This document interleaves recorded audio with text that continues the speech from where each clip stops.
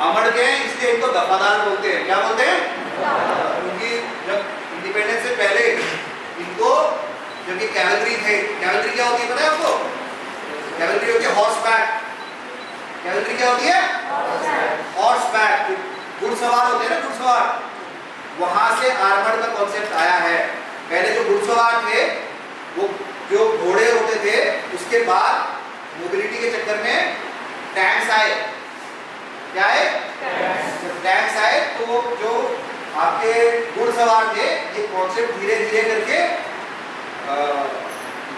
पीछे जाने लगा और नया कॉन्सेप्ट क्या आया?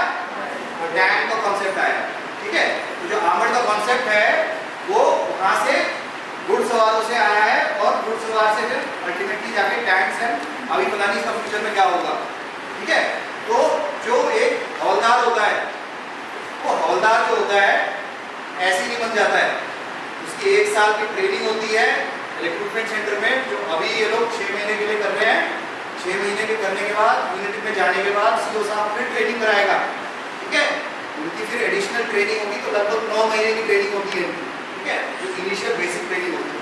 बेसिक ट्रेनिंग होने के बाद 4 साल के बाद जब अग्निवीर जब आएंगे, ये सिपाही बनेंगे। सिपाही जब बनेंगे, सिपाही बनने के बाद इनका एक केडर होगा।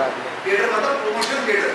प्रमोशन केडर में जितने सिपाही होंगे उन सबको डाल के जो उनके कुछ टेस्ट्स होंगे, physical test, written test, drill test, PT test. जो लोग इसको पास करेंगे उनको नायक बनाया जाएगा। क्या बनाया जाएगा?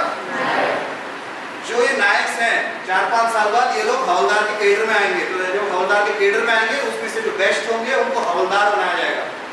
जब ये हवलदार बनेंगे, हवलदार बनने के बाद इनके नीचे 9 जवान दिए जाएंगे। तो जो हवलदार है लगभग 10 इयर्स से ज्यादा सर्विस वाला होगा।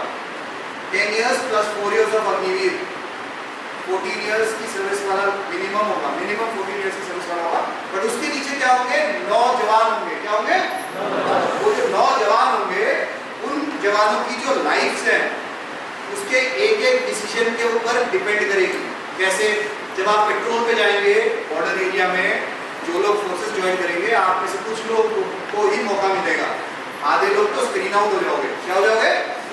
या तो तुम्हारी फिजिकल एबिलिटी नहीं होगी, या रिटर्न में आप लोग क्लियर नहीं करोगे, या तो आप मेरिट में नहीं पहुंच पाओगे। ठीक है, तो मान के चलते हैं कि आप में से 30 या 40% फोर्सेस में शायद आना है।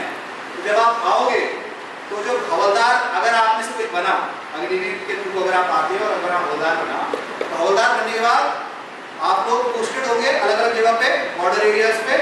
तो वहां पर आपको पेट्रोलिंग करनी होगी। जब पेट्रोलिंग करोगे तो आपको अपने साथ 9 जवान लेके जाने पड़ेंगे। तो 9 के 9 जवान का एक एक चीज पेट्रोल में जाने से पहले आप चेक करोगे। उसके बाद आप उनको ब्रीफ करोगे। ब्रीफ करने के बाद उनका हर चीज चेक करोगे और इंश्योर करोगे कि 9 के 9 जवान आपके साथ वापस आए। पेट्रोल 2 घंटे की हो सकती है, 2 दिन की भी हो सकती है, 2 हफ्ते की भी हो सकती है। वो पूरा का पूरा चीज कंप्लीट करने के बाद आपको सबको वापस लेके आना है। जब वापस लेके आते हो, आप लोगों को एनसीसी में आने की वजह से ये लीडरशिप का जो पूरा का पूरा एंगल है, इस चीज को देखने का अवसर मिलता है 3 इयर्स के लिए। बट आप लोगों का उसमें क्या रोल है? आप लोग उस चीज से कितना बेनिफिट खुद लेते हैं, it is up to you people. जो सेकेंड ईयर और फर्स्ट ईयर वाले हैं, you guys have to make use of this opportunity जो आपको इंडियन गवर्नमेंट दे रही है to be a part of NCC. And after being a part of NCC, you are being given this opportunity कि आप जो फ्यूचर में आपके साथ